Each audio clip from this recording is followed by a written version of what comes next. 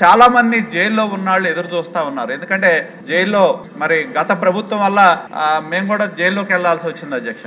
కానీ ఎప్పుడో 18 సంవత్సరాల్లో క్రితం చేసిన తప్పు చేసిన వాళ్ళకి జీవితకాలం జైలు శిక్ష పడిన వాళ్ళకి 60 ఏళ్ళు వచ్చిన తర్వాత వయసు మీద పడిన తర్వాత వాళ్ళలో పశ్చాత్తాపం ఉంది అధ్యక్ష. వయసులో ఉన్నప్పుడు ఈ తప్పు మేము చేయకుండా ఉండాల్సింది.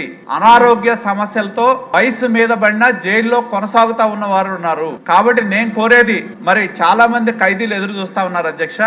రెమిషన్ అనేది ఇవ్వటం అనేది ప్రభుత్వం చేస్తుంది.